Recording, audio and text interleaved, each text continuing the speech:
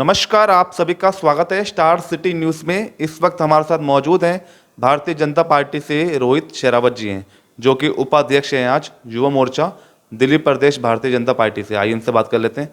Sir, Delhi के विधानसभा 70 विधानसभा के चुनाव होने सर, आज हम बात करेंगे विकास पूरी विधानसभा। क्या क्या समस्या आज मेजर क्षेत्र की किस तरह की समस्या देखी जा रही है? देखो, विकासपुरी विधानसभा में 13 साल से आम आदमी पार्टी के विधायक हैं। आम आदमी पार्टी की दिल्ली में सरकार है, महेंद्र यादव यहाँ से विधायक हैं। और जो 13 साल पहले जो कांग्रेस जिस बुरी हालत में दिल्ली को और विकासपुरी विधानसभा को छोड़ गई थी, वो यूँ की त्यों है। अच्छा। आज भी सड़कें टूटी हुई हैं, नालियाँ साफ नहीं है, सीवर डले नहीं हैं, स्वच्छ पानी लोगों को मिलता नहीं है, कोई खेलने के लिए पार्क नहीं है। तो यूँ की यूँ दिल्ली है और कहीं ना कहीं स्तर और दिल्ली का गिरा है। सर, इसकी वजह क्या है? मतलब आम आदमी पार्टी आई थी तो कहीं ना कहीं विकास के मुद्दे पर आई थी, और आज जैसे आप बता रहे कि 13 साल में विकास कुछ नहीं हुआ, जस का तस है आज। विधायक जो यहाँ पर महेंद्र यादव हैं, उनको उनका केवल एक ही काम है, सुबह निकलना घर से, अपने लोगों के घर जाके कार्यकर्ताओं के जो भी उनके अपने पर्सनल लोग हैं उनके साथ उठना बैठना, चाय पीना और रात को अपने घर चले जाना। क्षेत्र में हमने तो कोई विकास देखा नहीं आज तक 13 साल में। बहुत बुरी हालत है। जी, उनसे हम जब करते हैं चर्चा तो कहते हैं हमने काफ़ी विकास किए हैं अपने विकास पूरी विधानसभा के लिए। चलो, मैं विकासपुरी विधानसभा के विधायक महेंद्र यादव से एक कार्यकर्ता के नाते, एक आम जनता के नाते मैं पूछता हूँ कि वो ये बताएं कि उन्होंने 10 साल में किया क्या है। 10 साल में चलो 2 नए अस्पताल, 10 साल में 2 नई सड़कें, 10 साल में 2 नई सीवर की पाइपलाइन जो कि कॉलोनियों में, गांव में डाली गई हो, 10 साल में कोई 2 से 3 नए कम्युनिटी सेंटर, 10 साल में रोजगार के लिए, बेरोजगार के लिए उन्होंने बेरोजगारी के लिए क्या किया, 10 साल में उन्होंने कोई नए राशन कार्ड बनाए हो, 10 साल में उन्होंने कोई बुजुर्गों को पेंशन दी हो। वो बताएं तो सही 10 साल में किया क्या है। जवाब ही नहीं है विधायक के पास। मगर वो तो कह रहे हैं हमने काफ़ी विकास किए हैं सर अपने विकास नगर में। मैं तो आपके माध्यम से पूछ रहा हूँ, विधायक बताए तो सही मैंने विकास किया क्या है। विकास के नाम पे आपने एक रोड बना दिया और वो भी चुनाव से 1 महीना पहले, उसे आप विकास कह रहे हैं। अगर उसे विधायक विकास मानता है तो विधायक को डूब के मर जाना चाहिए। तो इससे क्या लगता है आने वाले समय इस बार बदलाव लगता है आपको? आने वाले समय में निश्चित तौर पे बदलाव होगा और विकासपुरी विधानसभा से भारतीय जनता पार्टी का एक एक कार्यकर्ता चुनाव लड़ेगा और वो जीतेगा और यहाँ से विधायक आम आदमी पार्टी का हटेगा और भारतीय जनता पार्टी का विधायक बनेगा। तो क्या लगता है पार्टी इस बार नए चेहरे उतार सकती है सर? क्या लगता है?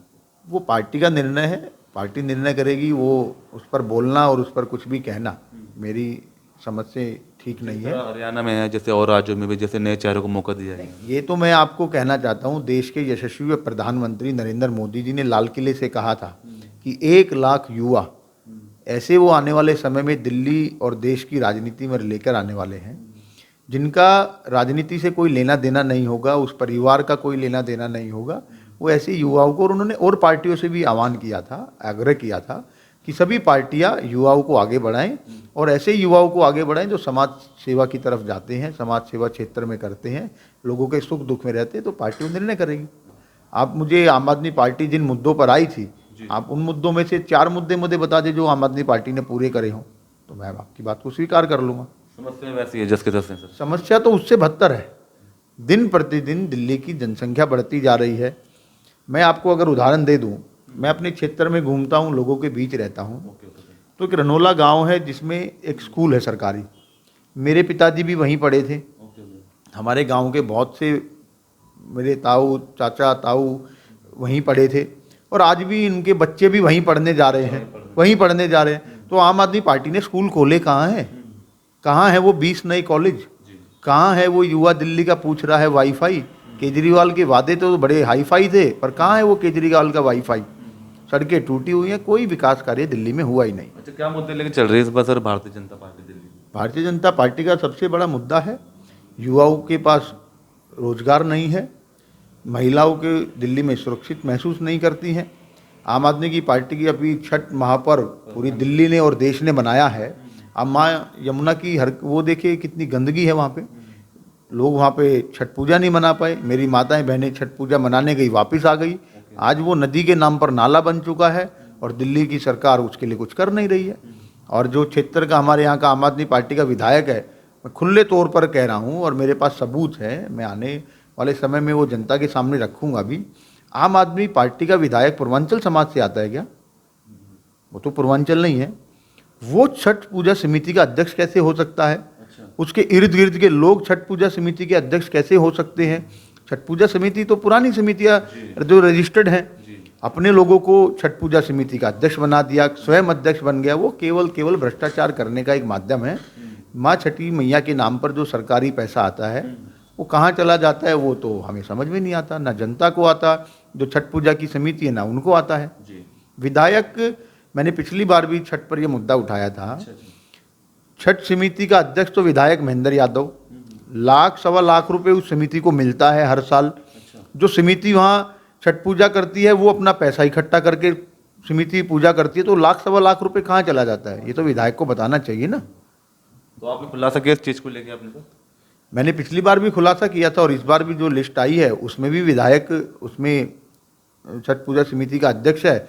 और कल मैं उस छठ पूजा समिति पर गया था, मैंने खुलेआम वहाँ हजारों लोगों के बीच में पूछा, तो उन्होंने कहा हम तो अपने घर से पैसा लगा के कर रहे हैं। तो विधायक पैसा गोलमोल कर रहे हैं। तो रोहित जी, इस बार आप चुनाव लड़ने का मन बना रहे हैं?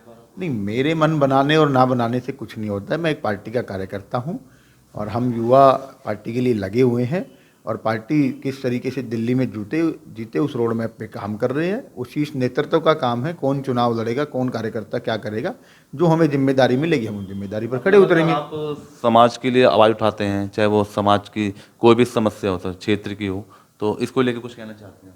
नहीं, क्षेत्र की आवाज़ उठाना और समाज के लोगों के बीच में रहना ये तो मेरा धर्म है, ये तो मैं हमेशा निभाता रहता हूँ। और चाहे हम सरकार में तो नहीं है पर विपक्ष में होने के नाते मैं निरंतर लोगों के बीच में रहता हूँ। जो समस्या है उसको उठाते और प्रयास रहता है वो समस्या खत्म हो। सदस्यता अभियान में क्या भूमिका है आपकी सर पार्टी की? सदस्यता अभियान में हमने पार्टी के लिए नए सक्रिय सदस्य बनना शुरू हो गए हैं। हमने नीचे उतरकर घर घर जाकर पार्टी से लोगों को जोड़ा है, कार्यकर्ता नए कार्यकर्ता बनाए हैं। और ये एक परिवार है, भारतीय जनता पार्टी एक परिवार है और उन्हें गर्व महसूस होता है कि हम उस परिवार के साथ जुड़ रहे हैं जो कि देश की सबसे बड़ी पार्टी है। पूरा नीचे तक सदस्यता अभियान हम लोगों ने उतारा है। और क्या अपील देना चाहते हैं रोहित जी अपनी जनता में, कोई मैसेज? नहीं, जनता के लिए ये है, मैं इतना हाथ जोड़ के अपील करता हूँ, आने वाले समय में भारतीय जनता पार्टी की सरकार बनाए। और दिल्ली की जनता बदलाव चाहती है, विकासपुरी की जनता बदलाव चाहती है और ये बदलाव आने वाले समय में आप देखेंगे। आम आदमी की पार्टी की सरकार जा रही है और भारतीय जनता पार्टी की सरकार दिल्ली में आ रही है। धन्यवाद। बहुत बहुत धन्यवाद। तो ये हमारी सीधी बात रोहित शेरावत जी से, स्टार सिटी के साथ मैं जितेंद्र गुप्ता।